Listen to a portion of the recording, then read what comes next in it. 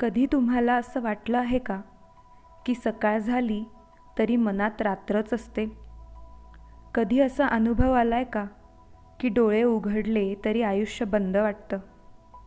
ही कथा आहे सागरची आणि कदाचित थोडी तुमचीही.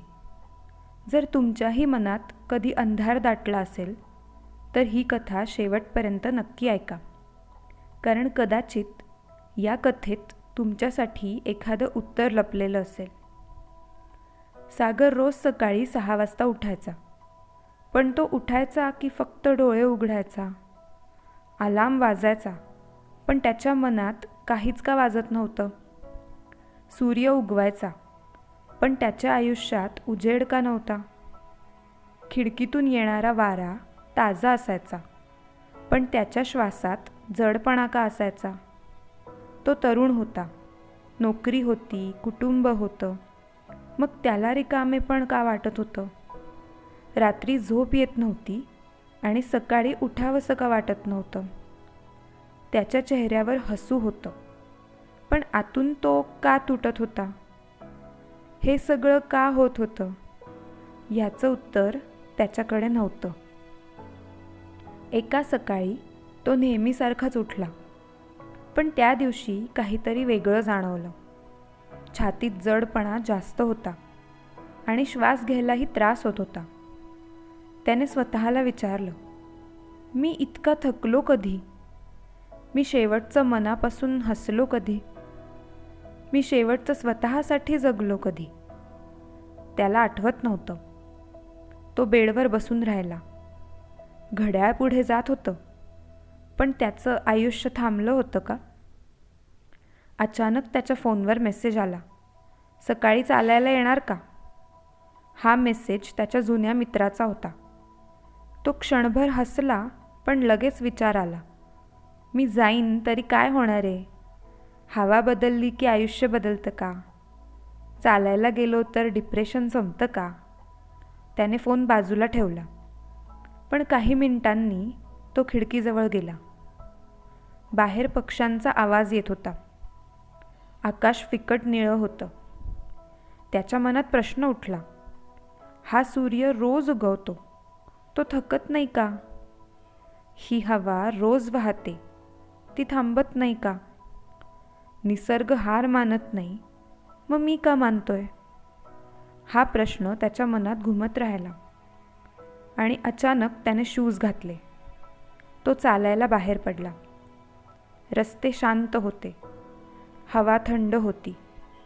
पहिल्या काही मिनिटात काहीच बदललं नाही. मन तसंच जड होतं. त्याला वाटलं हे सगळं फक्त वेळेचं अपव्यय आहे. पण काही अंतर चालल्यानंतर त्याला जाणवलं की श्वास थोडा खोल जातोय, हवा फुफ्फुसात भरतीये, डोक्यातील धुके थोडे हलकं होतंय. हे खरंच होतंय का की फक्त त्याला तसं वाटतंय? तो रोज चालायला जाऊ लागला.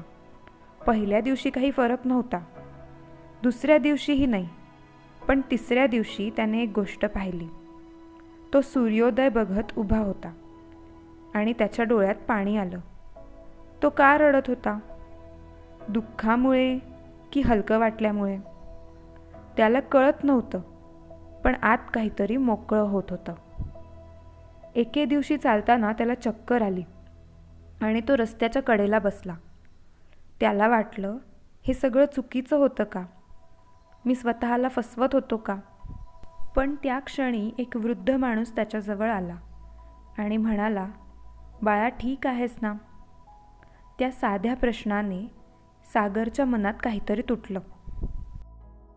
कोणी त्याला शेवटचं ठीक आहेस ना कधी विचारलं होतं? त्याने डोळ्यातलं पाणी पुसलं आणि खोल श्वास घेतला. काही दिवसांनी डॉक्टरांकडे गेल्यावर त्याला कळलं की त्याला सौम्य डिप्रेशन होतं आणि व्हिटॅमिन डीची कमतरता होती. सकाळचा सूर्यप्रकाश, ताजी हवा आणि हलका व्यायाम हे त्याच्यासाठी औषध ठरत होतं. हा खरा ट्विस्ट होता. तो ज्या अंधाराशी लढत होता त्याचं उत्तर बाहेरच्या प्रकाशात होतं. सागर हळूहळू बदलत गेला. समस्या तशाच होत्या, नोकरी तशीच होती, लोक तेच होते, पण तो बदलला होता. त्याने शिकलं की डिप्रेशन म्हणजे कमजोरी नाही, ती एक अवस्था आहे आणि प्रत्येक अवस्थेला एक मार्ग असतो. जर तुम्ही हे ऐकत असाल आणि सकाळी उठताना मन जड वाटत असेल, तर स्वतःला एक प्रश्न विचारा. मी आज 5 मिनिटं स्वतःसाठी देऊ शकतो का? मी आज ताजी हवा घेऊ शकतो का? मी आज एक छोटी पायरी चढू शकतो का? उत्तर हो असेल तर सुरुवात करा. कारण लक्षात ठेवा, अंधार कायमचा नसतो. सूर्य रोज उगवतो. मन पुन्हा फुलू शकतं. तुम्ही तुटलेले नाही. तुम्ही थोडे थकलेले आहात आणि थकवा विश्रांतीने जातो, हार मानल्याने नाही. ही कथा जर तुम्हाला थोडीशी जरी प्रेरणा देत असेल, तर अशा अजून कथा ऐकण्यासाठी नक्की जोडलेले राहा. आणि जर ही कथा मनाला भिडली असेल तर लाईक करा आणि सबस्क्राईब करा, जेणेकरून अशी कोणतीही प्रेरणादायी कथा तुम्ही चुकवणार नाही. तुमची कथा अजून संपलेली नाही. सकाळ अजून यायची आहे.